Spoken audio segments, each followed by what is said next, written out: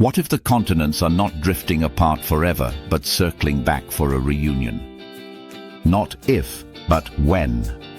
Earth runs on a supercontinent cycle, assemble, break, wander, collide, over a few 100 million years. Pangea was not a one-off miracle, it was the latest verse in a repeating song.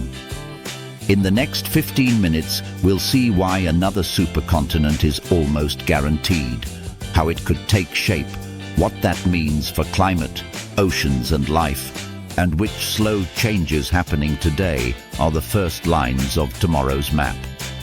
Start with the ground under your feet.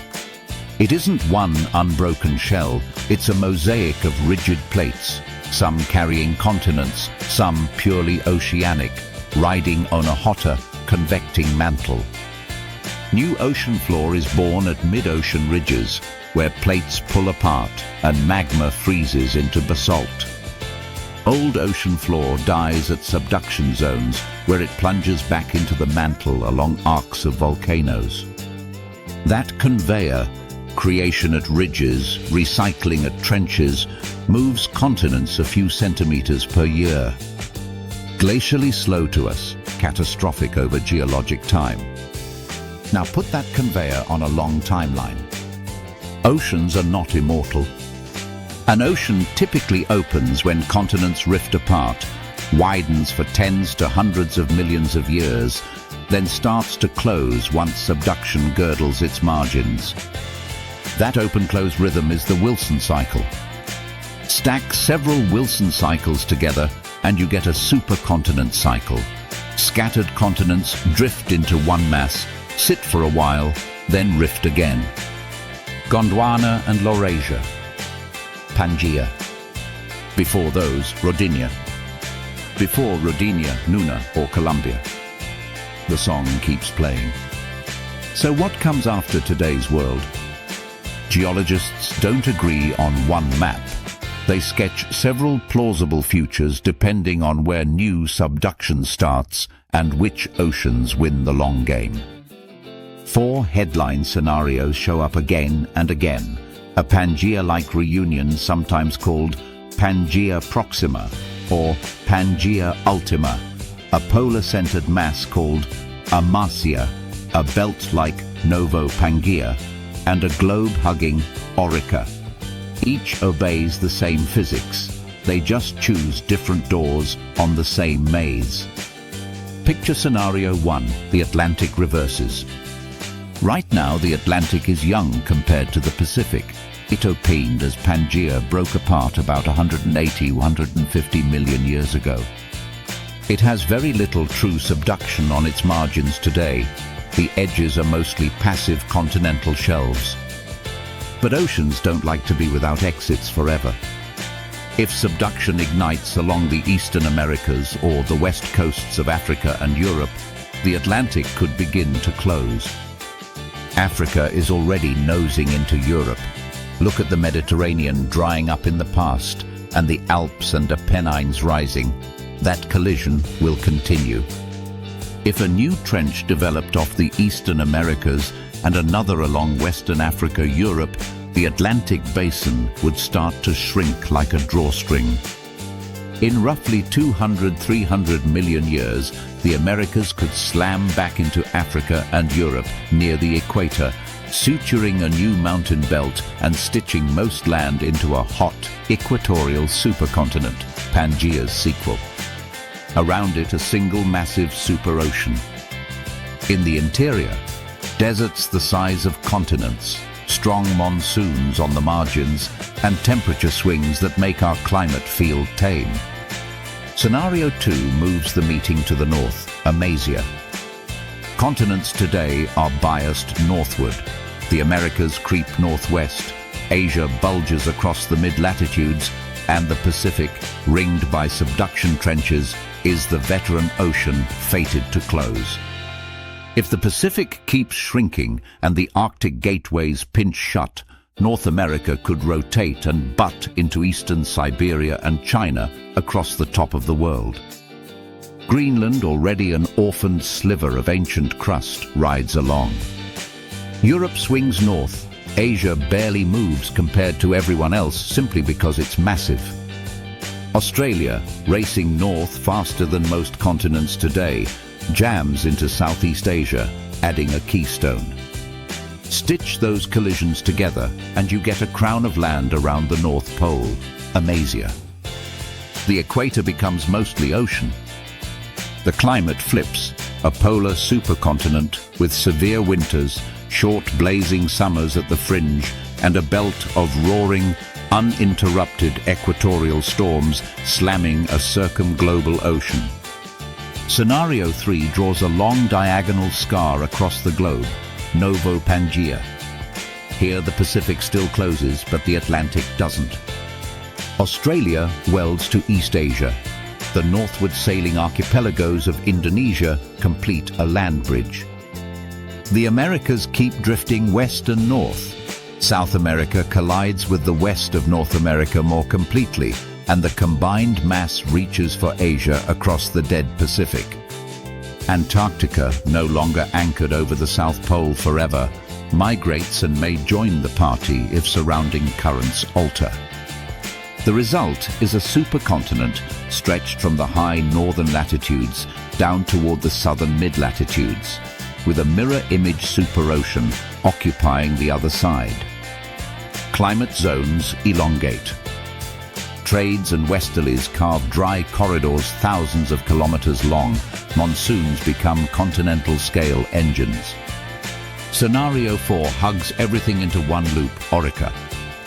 This vision assumes new subduction fires not just around the Pacific, but also inside the Atlantic and Indian, so all present oceans begin to close.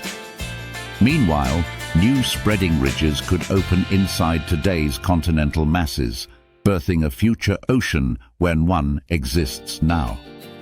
Imagine an almost continuous ring of continents clamped together, encircling a young ocean in their middle, the opposite of Pangea's layout. It's the most symmetric and perhaps the least constrained by present boundaries, but it follows a rule the Earth likes. Whenever you tie up too many plate edges, new faults and ridges find a way to break tension somewhere you didn't expect. All four maps share two truths. They're possible within known plate motions, and they're uncertain in detail. That uncertainty isn't a failure. It's the nature of non-linear systems. Subduction prefers old, dense oceanic crust. The Pacific has plenty, so it's eager to close. The Atlantic is younger and buoyant, so it resists. But weak zones can flip that script. A supercontinent's exact birth date and birthplace depend on where the next weak seam opens and which slab first finds a way down. What does any supercontinent do to the planet we actually live on? Air, water, and life. Start with climate. Spread a continent across thousands of kilometers and you change the rules. Coasts moderate temperature and feed rain. Interiors become deserts, not just because they're far from moisture, but because big land masses build big highs. Air sinks in the middle of hot continents, killing clouds. Day-night swings get brutal, summers cook, winters bite. On the edges, monsoons amplify. Ocean-heated air slams into hot land each summer and reverses in winter, dumping seasonal deluges. Today's South Asian monsoon is a preview. Scale it up along thousands of kilometers of coastline. Then ocean circulation. A single superocean without many continents to steer currents becomes sluggish in its deep layers. Water sinks in only a few high-latitude places and struggles to ventilate abyssal depths. Oxygen dwindles down there. Past supercontinent eras left black shales, organic rich muds formed in anoxic waters, spread over enormous areas. The surface can be stormy and rich, the deep can turn stale. Salt piles differently too. Evaporation in landlocked seas skyrockets under brutal sun, precipitating evaporites, salt and gypsum, in thick stacks, a geologic signature of supercontinent interiors.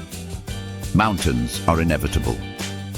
Collisions crumple continents, welding sutures of metamorphic rock and granite intrusions that will outlast almost everything else on the map. Think of the Appalachians, once Himalayan high when Pangea assembled, worn to old bones today, yet still a scar you can trace across North America. A new supercontinent will raise new mega-ranges. Their erosion feeds vast deltas. Their height redirects winds. Their roots change the deep mantle flow below them. Volcanoes come in two flavors in this story. Along subduction belts, they march in arcs where ocean crust dives beneath continent. More dramatically, during assembly and breakup, mantle plumes, broad upwellings, can punch through and produce large igneous provinces, eruptions that flood regions with lava and belch gases for hundreds of thousands of years. The Siberian traps timed with Earth's worst mass extinction. The Central Atlantic magmatic province timed with the end Triassic extinction as Pangea began to rip. Correlation is not always simple causation, but the pattern is sobering. Supercontinent tectonics can trigger volcanic outpourings big enough to stress climate and ecosystems globally. Carbon cycles respond with their own counter-moves.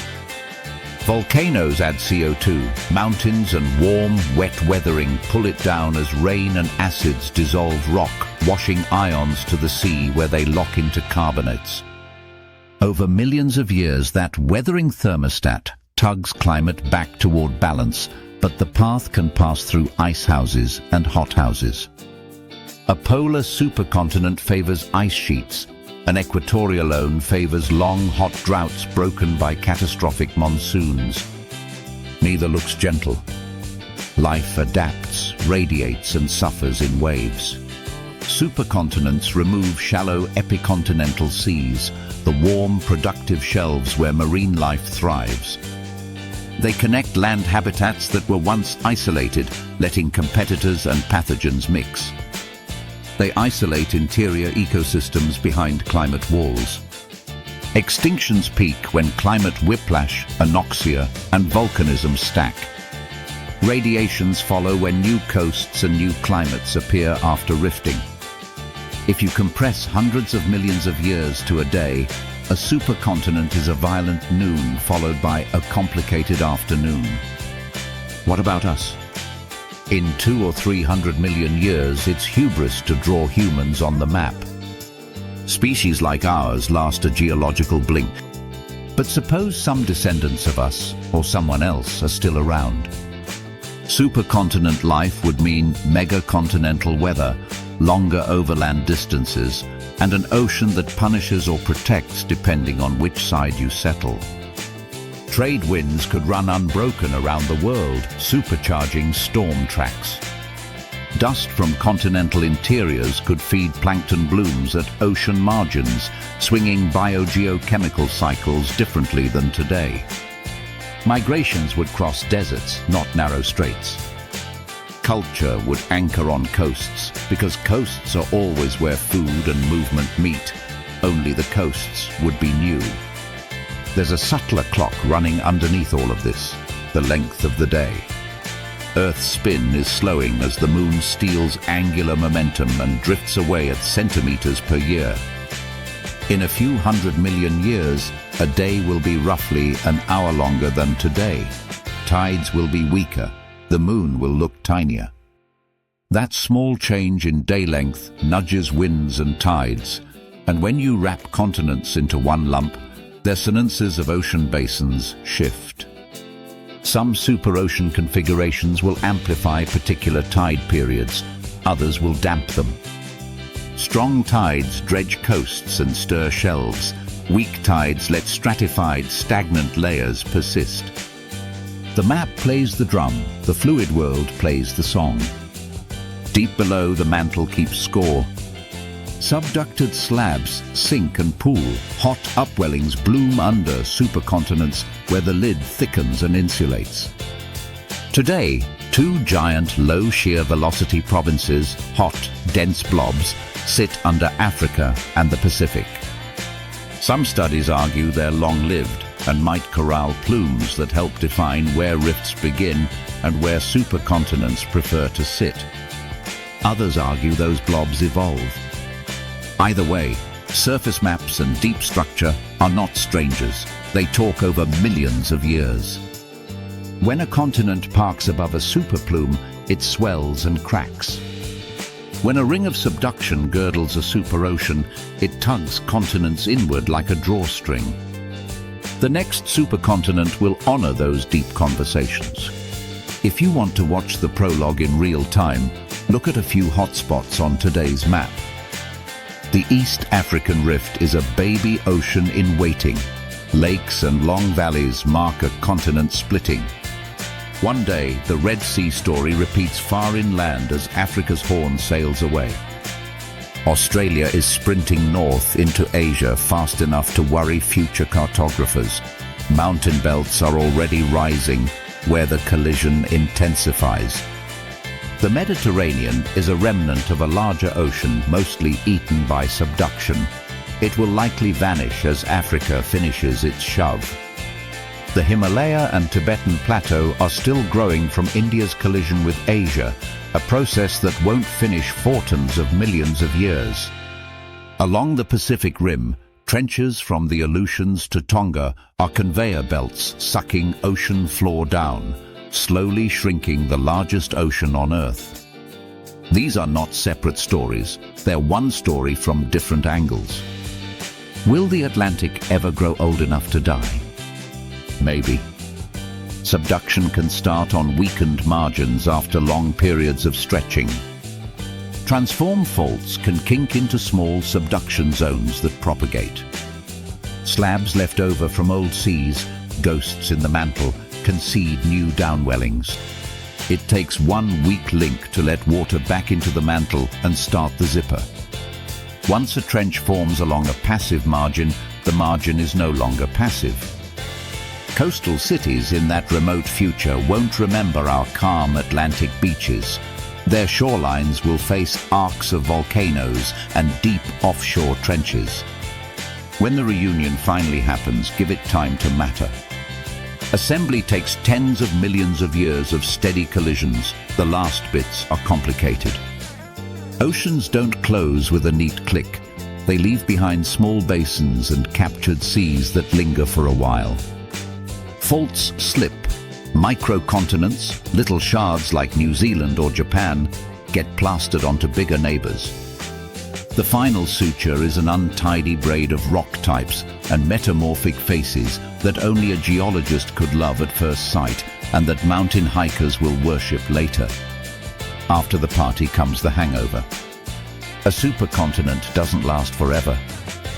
Heat trapped under the thickened lid rises, rifts appear, triple junctions split land three ways, basalt floods through giant cracks. A new ocean opens. Fresh coasts form. Rain returns to interiors. Circulation wakes. New reefs build along newborn shelves. Life invents new strategies for the new world. The cycle completes, then starts again, the way a heartbeat never truly ends until the organism does. Earth's heart is strong. It will beat many more times. What can you carry out of this far future tour that matters today? The first is humility. Our maps feel permanent because our lives are short. They are snapshots of a dancer. The second is pattern recognition. Once you learn the Wilson cycle and the supercontinent cycle, the noise of individual earthquakes and eruptions falls into a rhythm. Rifts are the first bars of a new ocean. Subduction arcs are the last notes of an old one. If you work with resources, hazards, or climates, that rhythm enriches your sense of why certain rocks and risks live where they do. The third is wonder, that a planet can rearrange itself on timescales that make mountains into foam and deserts into seafloor, while keeping the lights on for 4 billion years. So when Pangea returns, it won't be Pangea with a new coat of paint.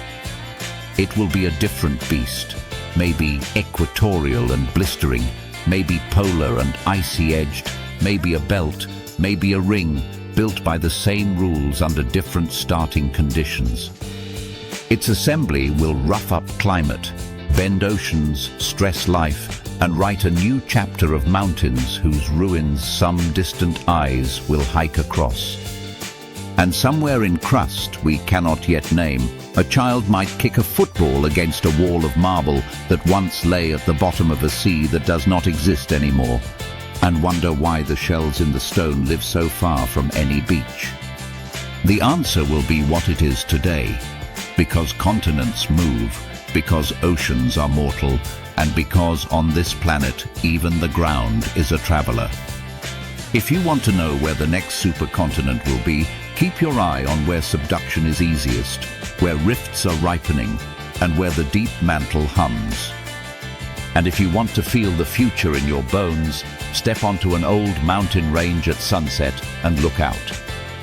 The ridges lined up to the horizon are wrinkles from the last time the world decided to become one. The wind across your face is the ocean's memory. The map in your hand is a story in progress, and the last page is blank on purpose.